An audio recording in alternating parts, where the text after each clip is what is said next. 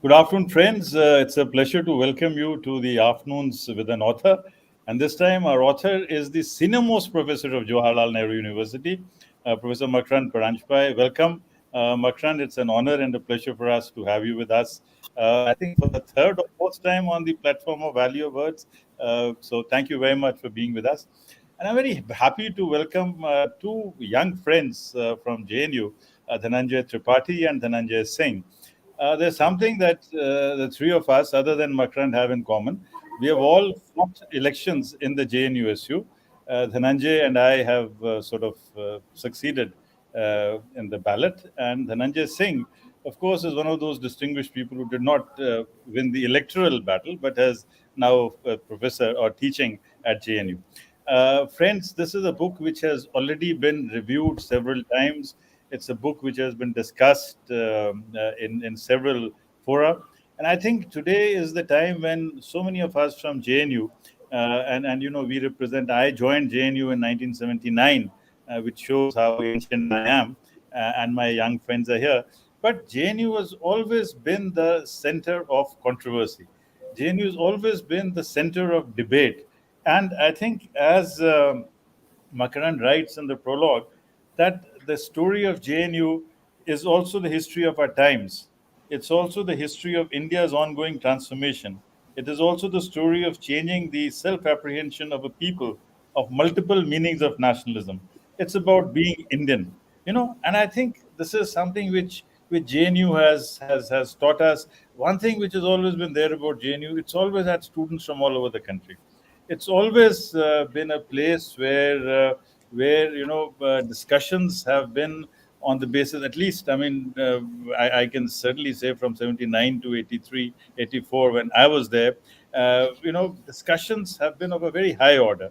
And that's something which is brought out in this book also, because the big debates which were happening with Jairus Banerjee, Prakash Karat, DP Tripathi, Anand Kumar, and the others. So there was a culture of debate, and we did have to read a lot to be able to speak either at the Ganga hostel or the Kaveri hostel. I'm sure this continues. So, friends, what we'll do is that in this absolutely great book, in which, true to his style, Professor Makarand Paranjape has not only discussed aspects of nationalism, he has discussed, how he joined JNU. We will not talk about that because we are going to be talking about the seminal questions which are affecting JNU.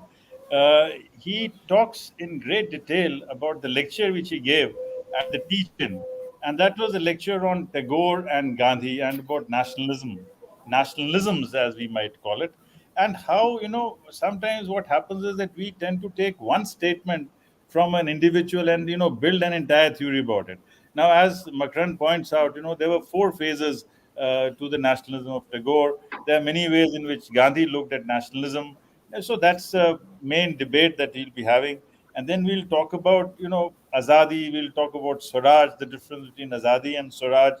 And we'll talk about the 10 points which he finally makes at the end of the book. That what is the way forward? Because the purpose today is not to make a post-mortem analysis of JNU. The purpose is to ensure that JNU is the best and the brightest star in the firmament of Indian academia. With these few words, let me welcome you all. Let me tell you that we are joined by the NDLI, the National Digital Library of India, their clubs. We are joined by CHSS at Hyderabad, multiple fora. So what we'll do is that I'll first request Makarand to speak for about 5 minutes on this book, and then we'll take it over to Dhananjay Tripathi and Dhananjay Singh to carry on a conversation. We have time till 4 o'clock. Over to you, Makarand. Thank you so much. It's a great honor to be on this show once again. And at the outset, I want to thank you, Sanjeev. At a crucial time when I was writing the book, you read the manuscript, you offered some timely feedback as well as a slice of history when you yourself went to jail with famous people like Abhijit Banerjee, the Nobel laureate. Oh, So I yes. think That's something which we can cherish. Uh, exactly. And so thank you. And thank you to my colleague, Professor Dhananjay Singh, whom I also had the privilege of teaching. and also to Dr. Dhananjay Tripathi, whom I've interacted with earlier, and who's now a very distinguished faculty member at the South Asian University. At the outset, I want to say that this book comes out of my love for JNU. I mean, I'm saying this because it seems to need stating. Wherever I go, people tell me, oh, you're from that notorious university. It should be shut down. It's a den of anti-nationals. Sometimes when I travel, at the airport, I flash the JNU ID card. And the guard at the airport says, sir, ye kaun si jagah se aap aa rahe, isko band karwa do. And, I actually find myself stopping and saying, nahi bhai sahab, ye to bahut achhi university hai. Isme लोग जगह जगह से आते हैं, भारत के हर कोने से आते हैं और उनका भविष्य यहाँ बनता है, and I still believe that. I believe that JNU affords people a unique opportunity to find themselves, to discover themselves, to make something of themselves. And I was in IIT, and there are wonderful things to say about IIT. I've said it at the beginning of the book, where I've said that I just crossed the street, as it were, from the Vedanta Desikar Marg, which is the back gate of IIT. It then becomes Aruna Asaf Ali Marg. How you go from right to left, the same road, and come to JNU. But, and I've said that in IIT, it's an engineering culture, which means if there's a problem, you solve it, okay?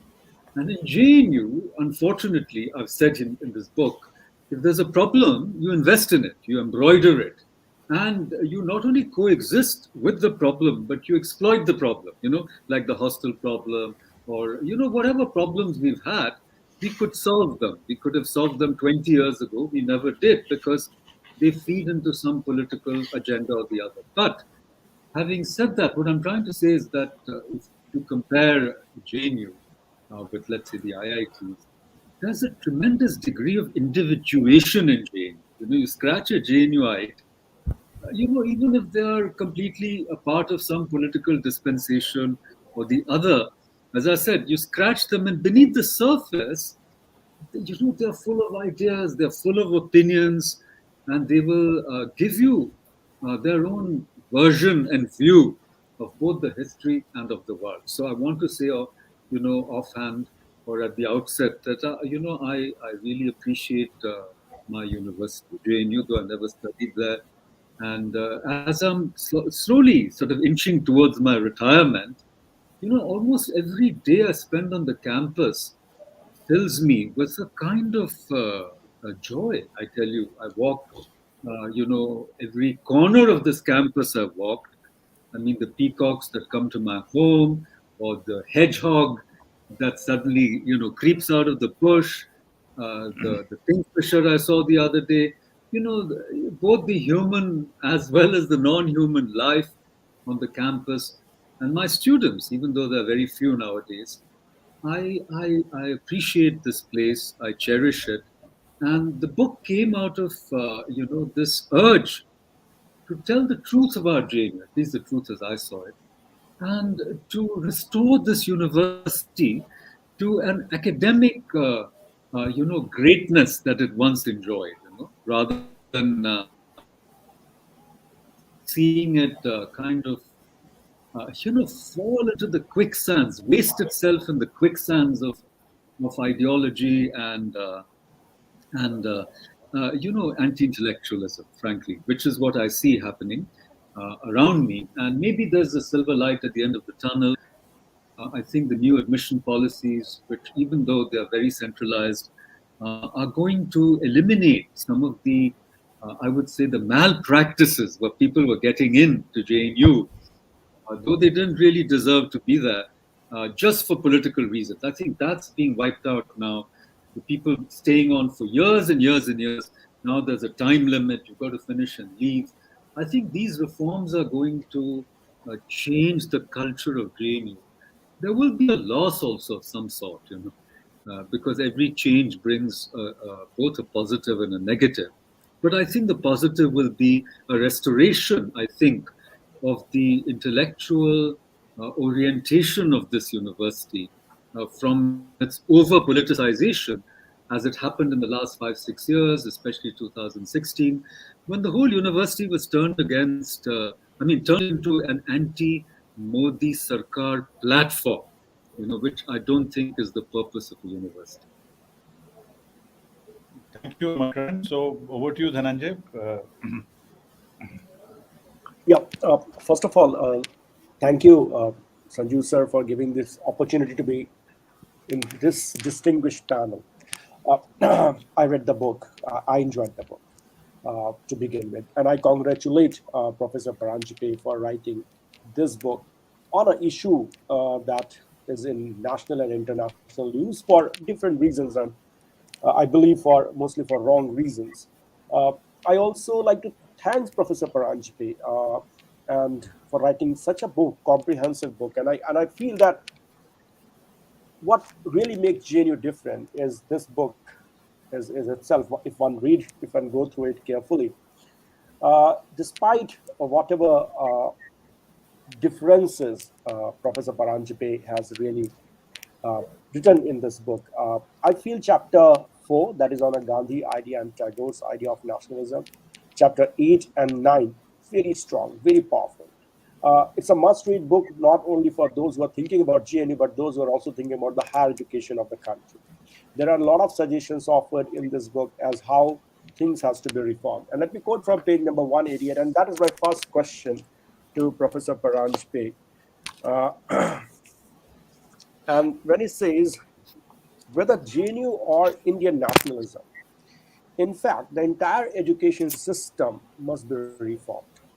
Only that would be truly be in national interest. Only that will get us beyond the state of strife, which are which we are at present entangled. I think this is a very powerful point to make. He's talking of the national interest, and it is in the national interest to seek reform. Uh, Professor Prajpi, what kind of reform you have already discussed in this book?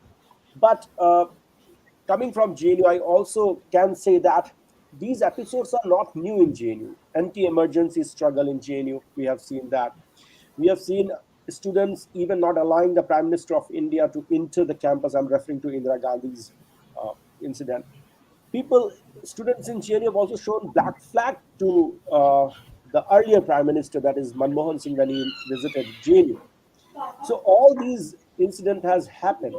So how do you see that this episode that you have written on a book, how that is different, and is that what you call as anti-intellectualism setting in?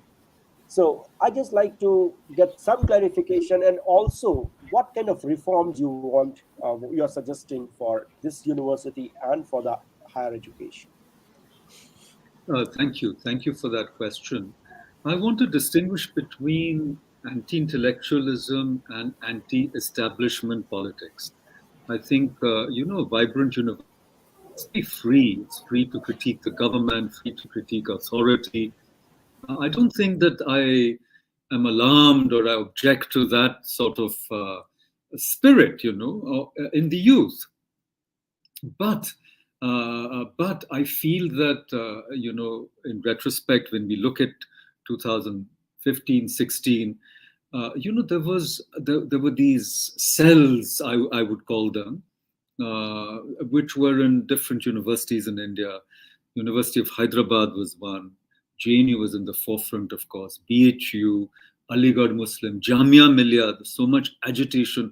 Now, all of these were motivated by just one agenda, in my view, which was somehow to discredit and defeat, even unseat if possible, an election. And, I heard the JNUSU president questioning the legitimacy of the and said, oh, they've got only 33% of the popular votes. And I've written in my book that of the possible 8,000 people on the rolls of JNU, how many votes did the JNUSU president in question poll? Some 850 votes, and he defeated his nearest competitor by about 150 votes or something. Now, here's where the anti-intellectualism comes in, where the preposterous questioning of the legitimacy of an elected government on the flimsy lead 150 in about 10% of the total votes polled of the eligible voters shows the bankruptcy of the thought behind some of this so-called protest. And that is what began to alarm me.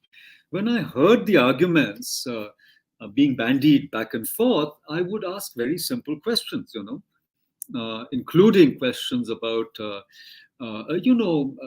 let's say, again, a very simple thing, that why is it that in JNU there were no protests when the Kashmiri Pandits were driven out, when there was a, cultural genocide in Kashmir? Why is it that all your protests are one-sided? Why is it that you feel you should protest against the occupation of, Palestine portion by Israel, but you want to question why is there not a single protest against what's happening in Tibet? Or forget Tibet, what about Xinjiang? Why is everything so one-sided? So when I would ask these questions, there were no answers. I asked my own students who were student leaders. Okay, I've taught people who were JNUSU presidents, who were leading figures in SFI and ISA and all that. And I asked them, look, have you read the Black Book on Communism? Have you read Frank Decotter? Have you read even Arthur Koestler, very old book, Darkness at Noon? No answer. They don't know. They don't read. That's where the anti-intellectualism comes in. So, my alarm, as it were, at what was happening on my campus started with precisely this combination of one-sided rhetoric, of sledging and slanting facts, and not being able to engage in this sort of debate. And then what I saw, the cancel culture creeping in, the wokeism, the cancel culture, which is, of course, a part of a illiberal wave that has engulfed us, the free, whatever societies of the world, which is going to, I think, be so damaging, to the capacity of our future generations to think critically. Forget about being creative. So these things I started seeing, and I risked, my own position, in the sense that I found, for example, I was teaching a course, the only compulsory course for several years, on research methodology in our department. And I found that many of my students were plagiarizing, okay? And when I would catch them, I became the bad guy, and I tried to, in the sense, I said, look, let's give a fail grade, an exemplary, even D, forget about F, which is, our JNU grading scheme. It's impossible to fail. 0 out of 9 is F. But I said, give a D. And in the center meetings, though I don't want to talk about my colleagues here, I mean, I'm very appreciative of my colleagues, but everyone said, look, Makarand, don't fail anybody. What's the message we're going to give to the world? When I went to the men's room during exams, I found chits of paper with certain other departments, not my own, thankfully. They were cheating.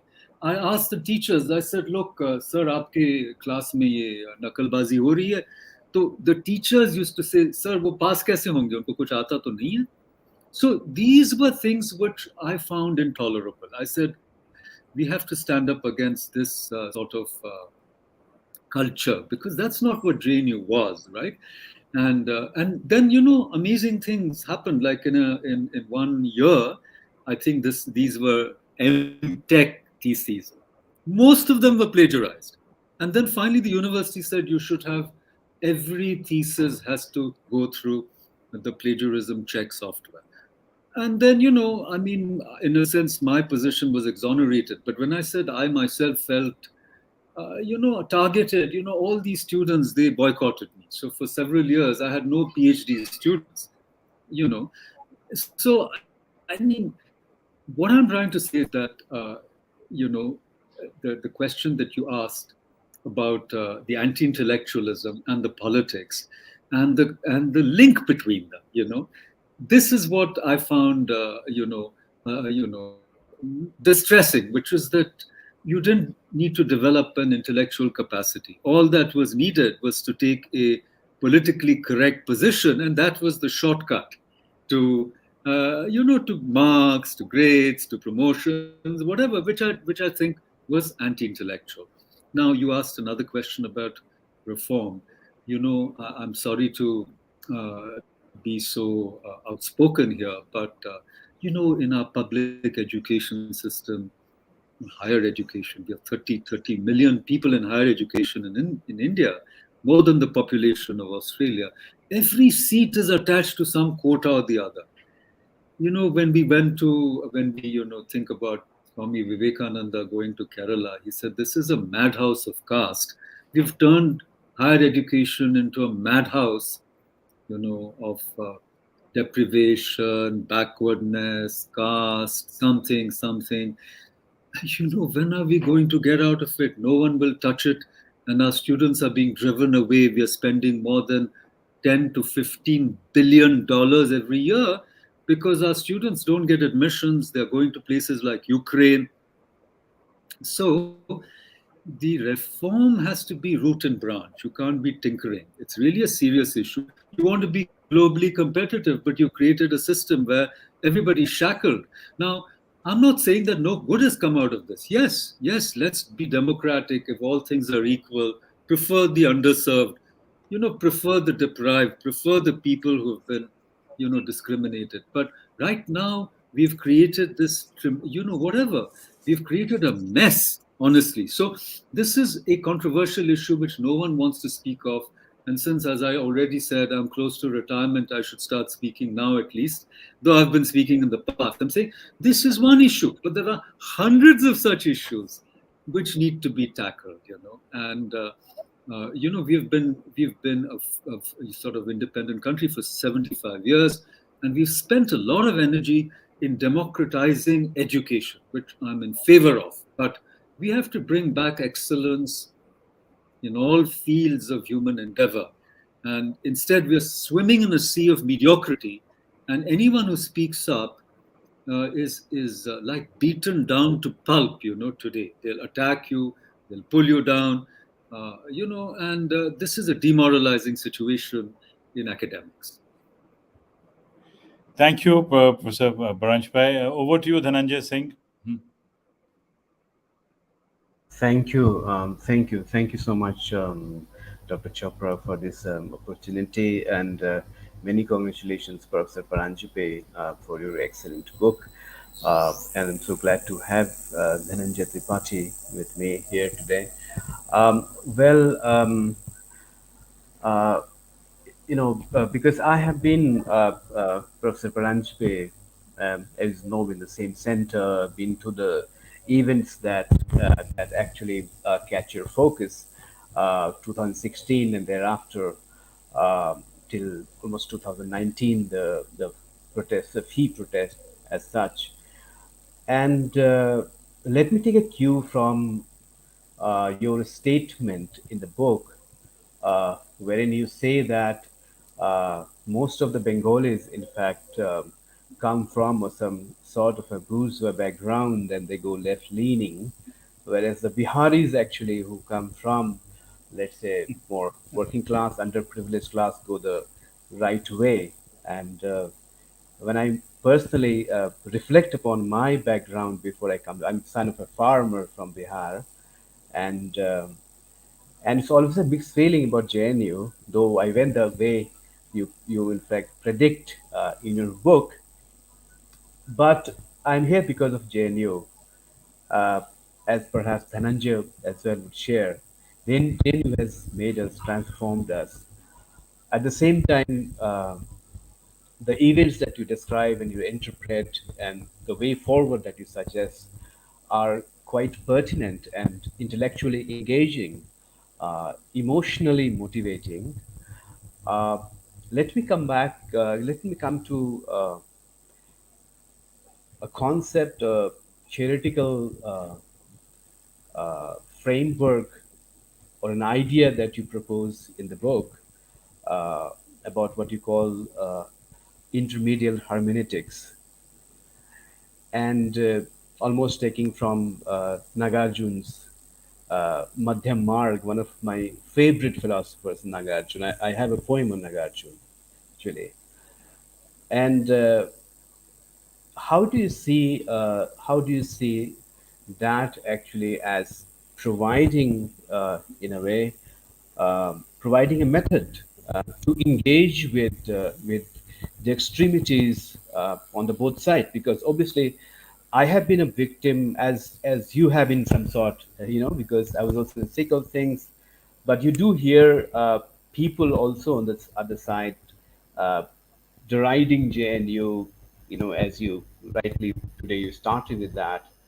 So, and then I want you also to talk about Aurobindo, Shri Aurobindo, because you bring in Shri Aurobindo, then you bring in Tagore, you bring in Gandhi, you talk about Swaraj, and when you speak about Swaraj and the two rather not interpretations but an elaboration of what the meaning that is contained in Swaraj, of course, self restraint and self assertion.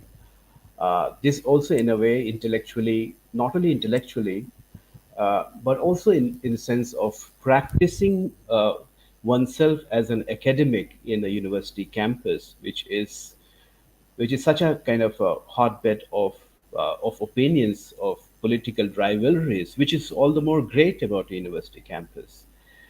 How to make intermediate hermeneutics or foreground it in a way, education, in a way, ideas, contending ideas are shared towards a way that is fruitful for the nation.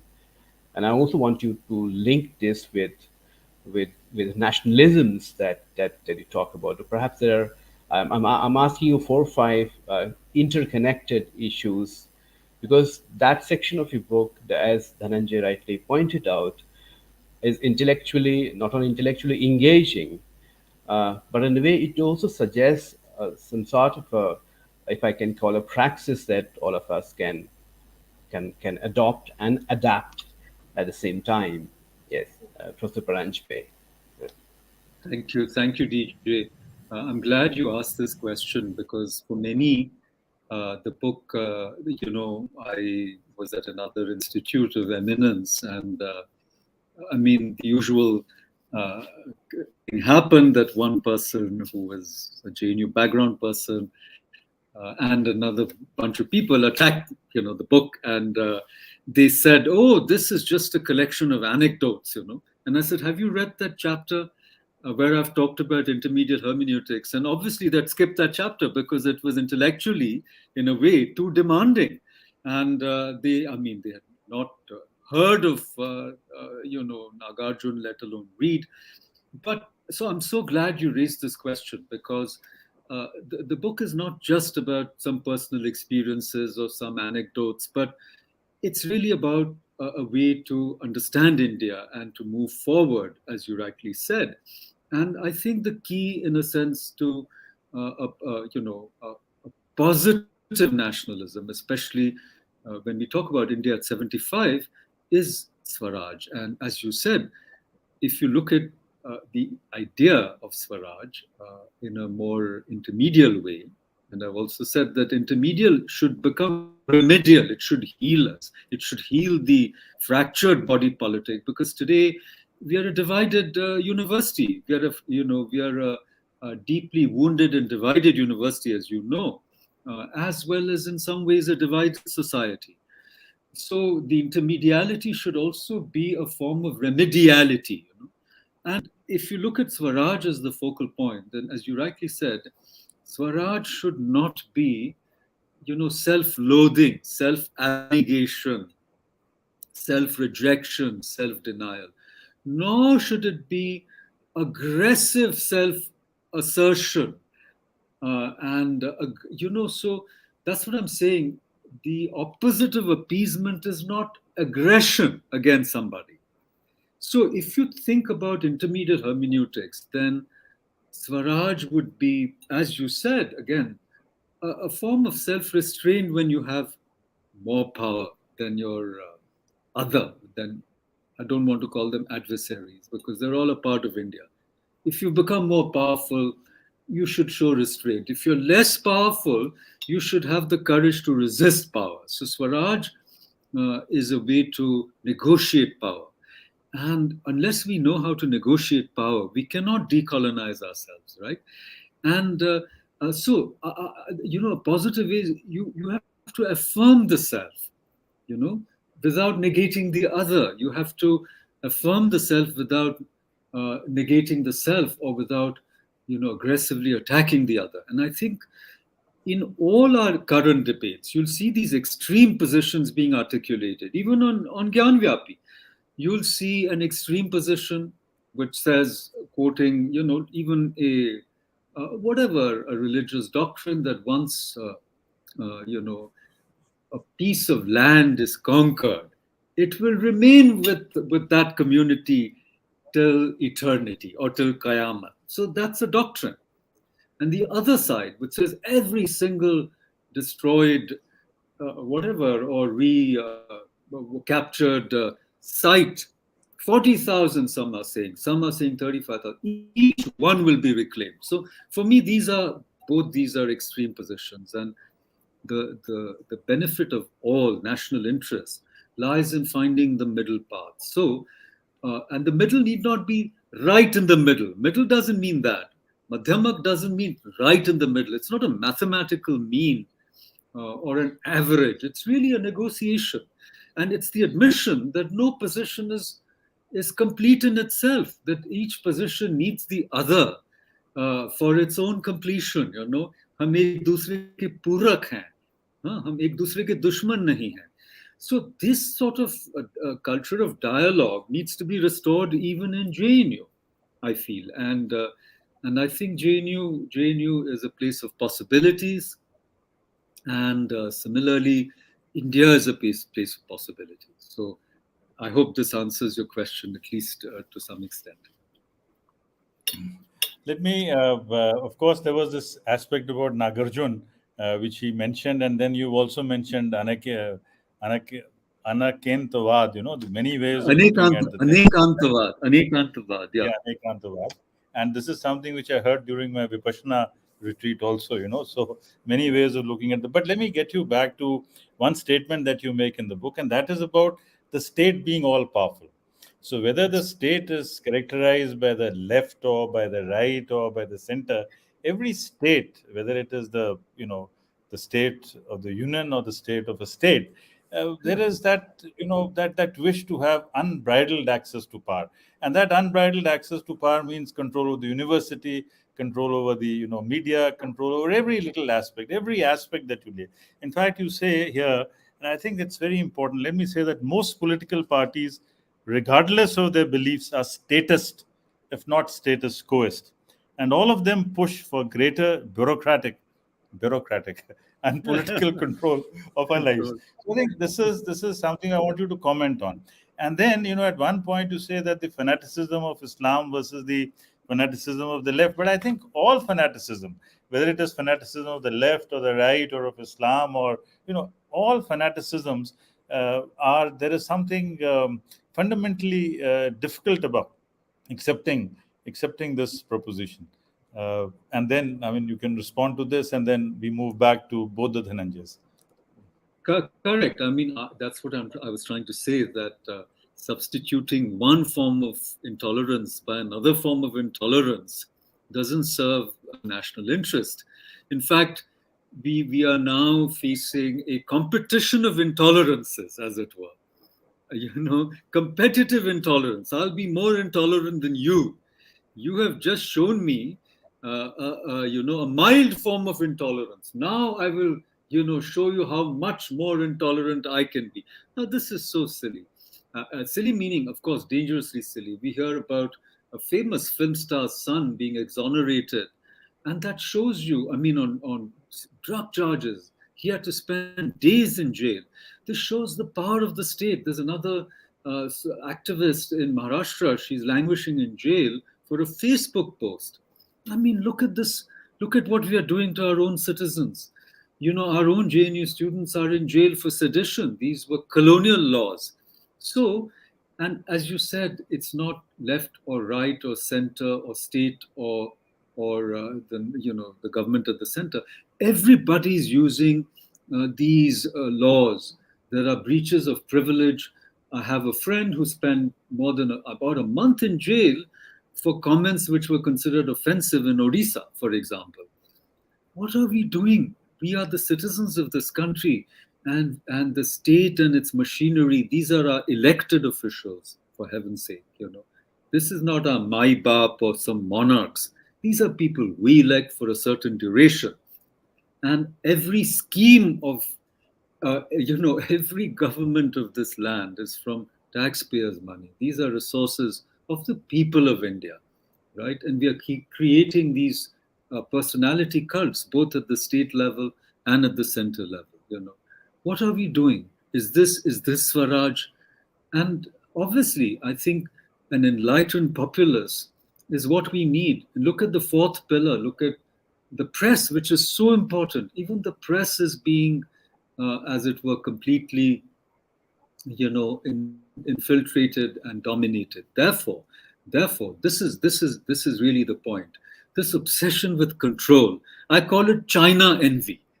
If we want to be like China, and China envy is not a very nice envy to have, where we have one party, collapse between, state and civil society, the distinction between them, everything permeates everything. I've been to China 8, 9 times, and I attended a faculty meeting since I was a visiting, lecturer in one college, university rather, and every faculty meeting has a representative from the CCP sitting there. So I asked this gentleman, I said, sir, what is your function? He says, oh, I'm here to make sure nothing is going against the party line. And I usually don't open my mouth, he said, but when I see that things are going bad or wrong, then I know what to do to rectify. So everything is reported. Everything. Even a faculty meeting is being reported in that system. And I'm afraid, I ask myself, is that what we want to become? And my answer is an emphatic no. I think that, we can't have a pacified populace and a press which is toothless and a kind of creeping fear running through society that, oh, if I say something, someone will take offense and I will be targeted. So again, as you said, it's not the state government versus the central government. It's everyone doing this, and look at the post-election or pre-election or during the election violence that erupts in certain parts of India. So I think these are the things that we should be concerned about. And I've written about it in JNU because I think it's like a microcosm. I mean, we've got like violence happening over Ram Navami or something. Or we had some people streaming down into the campus and destroying property and beating up people. Apparently, I wasn't there when that happened. I've written about it in the book. I was in Mumbai. I was also the director IIAS then. But one of my colleagues was manhandled, I'm told. And Dhananjay was threatened, also. There were Facebook posts against him. So this is not the culture of JNU, We don't resort to fisticuffs, so we don't... Right. So I think that to answer your question once again, these are some trends that we should stand up and oppose, whether in JNU or in India. Yeah. Thank you. Over to you, Professor Tripathi. Yeah. Again, as I said, that only someone from JNU would have written this kind of book. I remember one of the points that is mentioned about a strike in JNU when Professor Paranjape was not allowed to enter into his office. We all have seen strikes in JNU, and we have never stopped any faculty member going inside. He has honestly written that in the past I've never witnessed such kind of a situation where a faculty members or current charis were not allowed.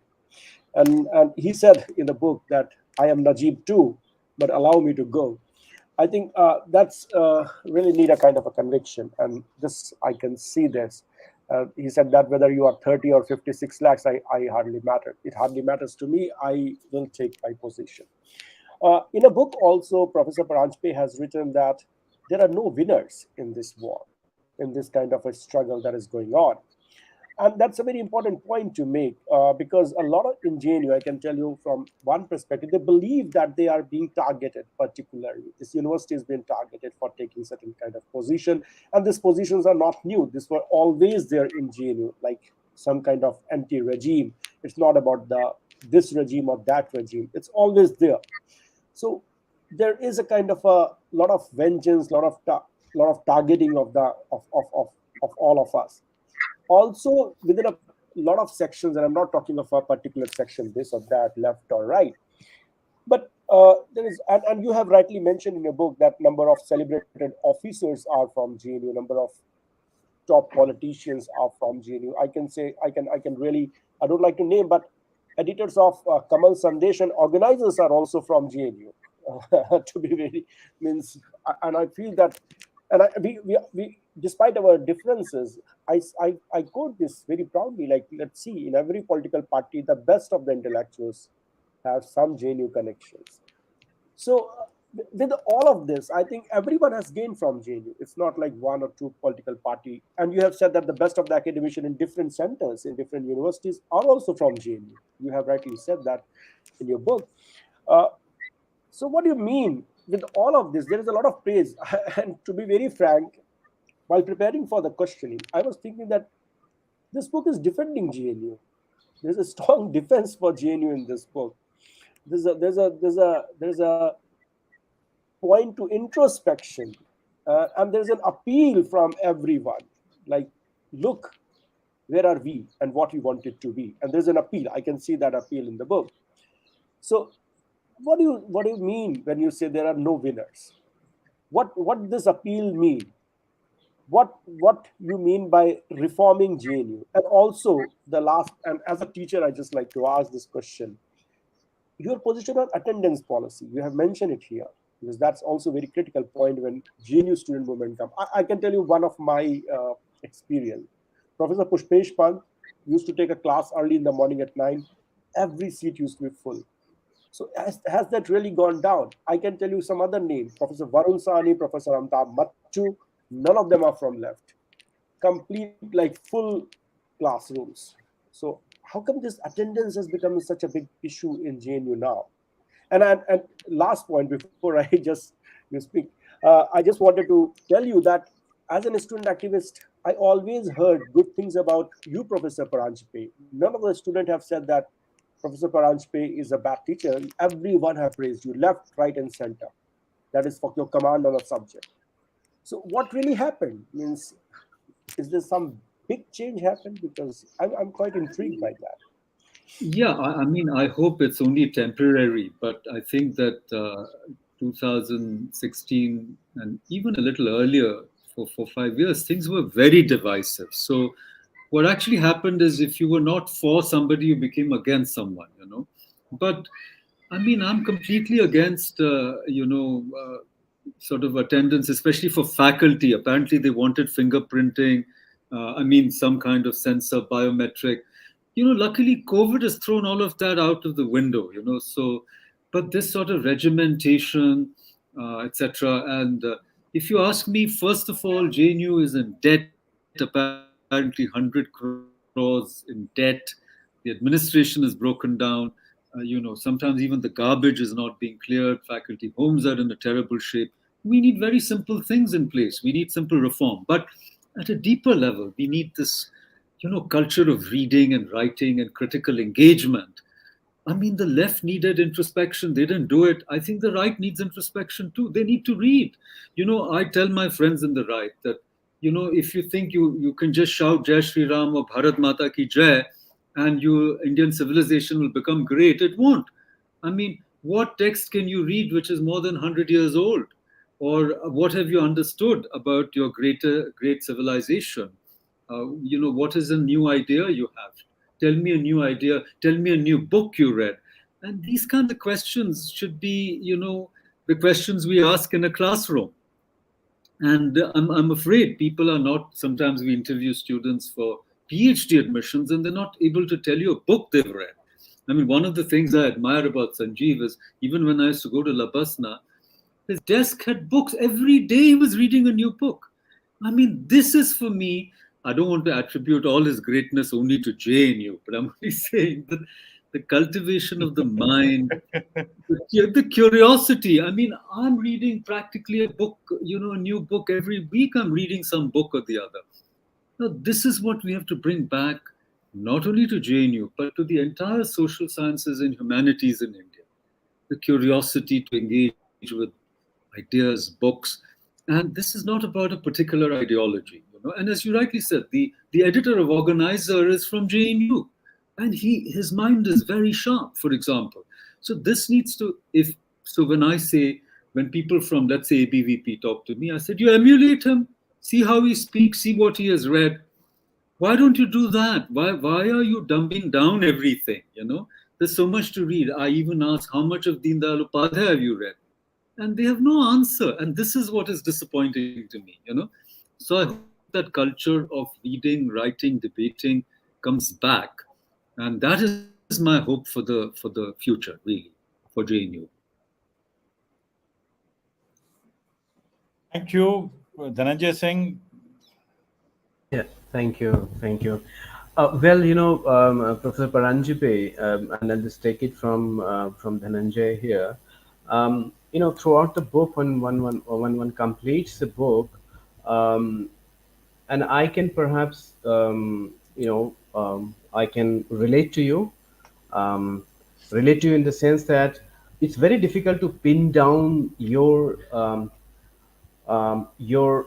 attitude to JNU generally. I mean, it's impossible to resolve as to what you have to say finally about JNU, because on the one hand, JNU is crucial for higher education, for the nation, for the country. On the other hand, of course, you are unsparing um, when it comes to what lacks JNU, what affects JNU. I mean, examples that you've just kind of responded to Dhananjaya.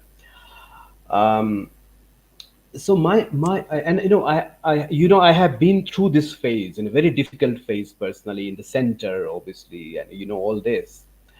Uh, and that section when I was reading, when you actually write back and respond, and your rejoinders to some of the representatives of the Teachers Association, and the sense of, because I was heading the center, as you know, and I'm still am, and being called out in a center GBM, and 200 students asking to resign, so I can pretty well understand. uh, this is not a JNU that we grew up, at least Dhananjay and I. Uh, he was on the other side, I was on the other side, and conversations was possible. The Junusu president that you taught, we could sit together, have tea, smile together, disagree. And I remember I was in Periyar, Dhananjay would know, and a student activist from ISA from Punjab. We spent almost 10 hours. I mean, we sat at 9 p.m. after dinner, and we talked, almost like early morning. We went for chai in Bersarai. We came back and said, no, I mean, we can't convince each other. From there to this phase, and Dhananjay was asking, "Who has JNU changed?" Yes, it has. It did, and because students, at least our time, students would not abuse you openly at your face. They'll not use languages, but perhaps one can say, because we are all from JNU, perhaps this was just a very difficult phase where this happened, and we have to move on, and we have to restore JNU. Not restore JNU is still, and there's still bright kids, as Makarand, you know, we are teaching courses this semester. They come from different parts of the country, and they're quite bright. In fact, they make us. In fact, they make us grow. They make us read. Now, let me come to the question. I want your response to this, to sort of kind of, it's a complex place. it's a place that for me as a student, as a teacher, the moment I enter the North Gate, I feel that I'm in a different world. For what reason, I don't know. I've changed completely from there to this particular phase, which in fact, in a way, made you right. And coming back to that point where it was difficult to actually express your opinion, which was because I was there in that nationalism talks, in your just I was there in the audience. I could see that it was a performance. I mean, there were people to scare you, shout you down, those placards. Personally, the one thing that left, for unfortunate reason, is that they go personal with you. And so this whole sense of fear that you cannot speak. If you speak, then obviously you have no business to be here. If your point of view is so, how do you see, having written this book, you have perhaps not provided, I should say, uh, a way forward to this, apart from the intermedial hermeneutics, which is an important thing for us. Nagarjuna is dismantling extremities, and we can go on discuss this. But with respect to this particular aspect of the political life in JNU, where the other side be has to be silent, to exist in some corner somewhere, and you can be there, but you just cannot come to the to sort of in the public sphere of JNU to engage and to express one's opinion. How does that change? Yeah. Yeah. I think DJ, I have talked about it, that the bullying, I call it the panchabakar, the branding, and after the branding, then the brainwashing, then the bullying, browbeating, then the boycott, and finally the so-called bullshitting. All this panchabakar is a way to silence, any form of disagreement, and make JNU a kind of, one-sided, left-dominant place. This was really unfortunate. So I've talked about that. I've talked about how that is not desirable. And then the smashing of the so-called left dominance, the velvet glove is off and the iron fist, you smash everything. That's not desirable either, as Dr. Tripathi was saying. The vindictiveness, the targeting of teachers, denying people their benefits, or delaying pensions, and all other kinds of vindictive. That's so sad. That's not how we should be. But the way forward, I think I've been very clear. I've said that JNU should be known not just for political activism, especially negationism or so-called whatever anti-nationalism, but it should be known for academic excellence as well. Okay, this is the way forward for me, very clearly. You don't have to completely clamp down on the political activism, because that would change, the JNU culture, which I don't want, because there's so much creativity in JNU political culture as well. The performative is more creative to me than the enunciative aspects. In fact, that's what one of the things I've said in the book is that, as I grow older, I'm becoming almost ideology agnostic. I really don't care, frankly, but I really respect integrity more and more and more. And I find that is the problem in India. It's not ideology, it's integrity. It's people lacking integrity in public life or in intellectual life.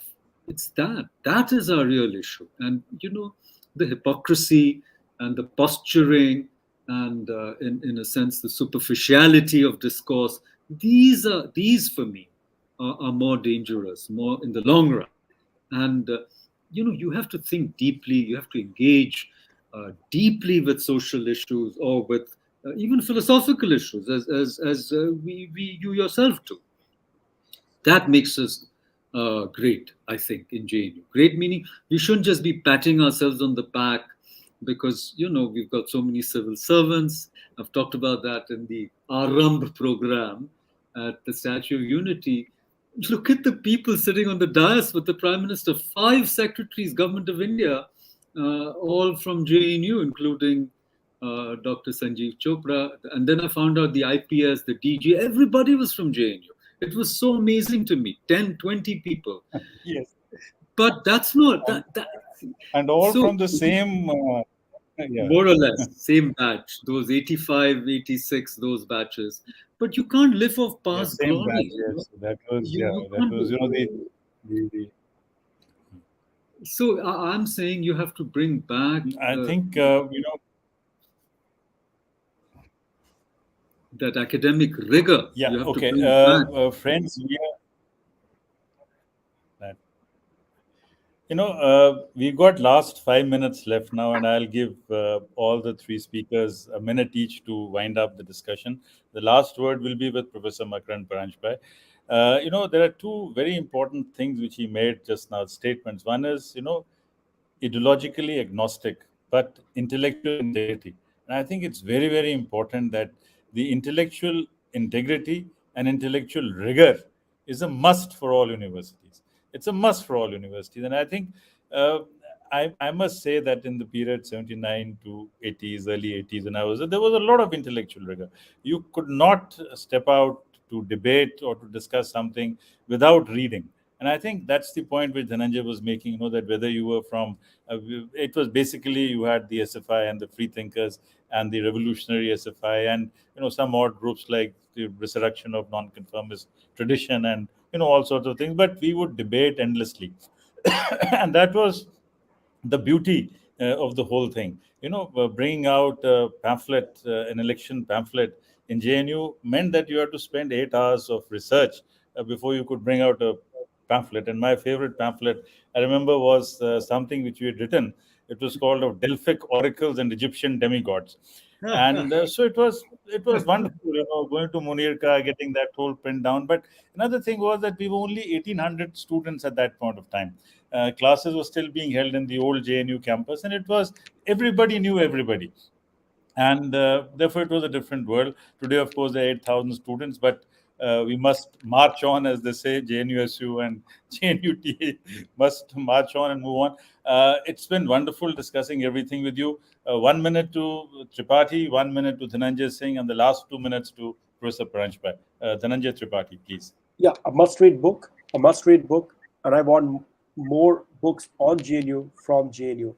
Uh, Intellectual engagement with Professor Paranjpe is required, and I think he has a lot to offer. He has done it through this book. I think critical engagement is also required because this is how we will learn and we will proceed. If you are saying taken clue from Dr. Chopra, march on is only possible through more such intellectual engagement on GNU and from GNU. Thank you.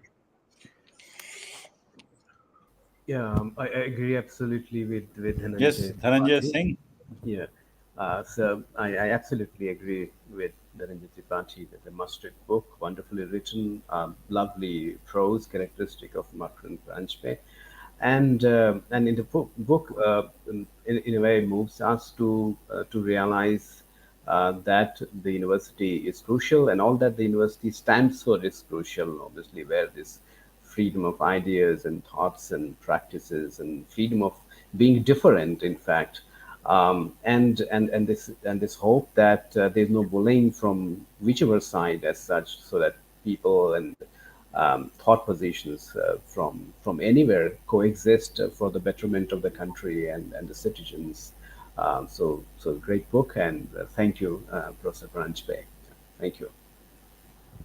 Thank you, Dr. Chopra. Yes, so if I were to sum up in 1 minute, do not demonize or destroy JNU, reform it.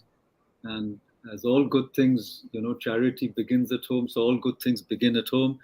Reform the administration, reform, the amenities, make JNU teacher friendly, student friendly, and not a campus full of hostility and kind of fear, surveillance. I mean, a comfort and an ease of doing business in terms of exchange of ideas has to be restored, not a vindictive culture to try and punish the errant teachers, and students, and try to, in some ways, discipline everybody. But really to to celebrate the openness and the freedom, all kinds of freedom. Okay, all kinds of freedom. You're not to police people for the way they dress or their personal life choices and try and impose certain kinds of culture. No, I think it should be still full of free thinkers and full of people who are ideologically committed, also politically active, but it should have intellectual excellence. I think I want intellectual excellence to be the hallmark of JNU. Please, let's restore that above everything else. Thank you so much, friends. And it's a great pleasure. And we are all holding up this book. Please read it.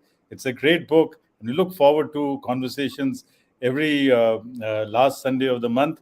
Next time, we are having Gitanjali Shri on a book, Ret Samadhi. So we look forward to meeting everybody at 3 p.m. again, last Sunday of June, 26th of June. Thank you very much, Professor Makarand Paranjape. Thank you, Dhananjay. Thank you, Dhananjay Singh.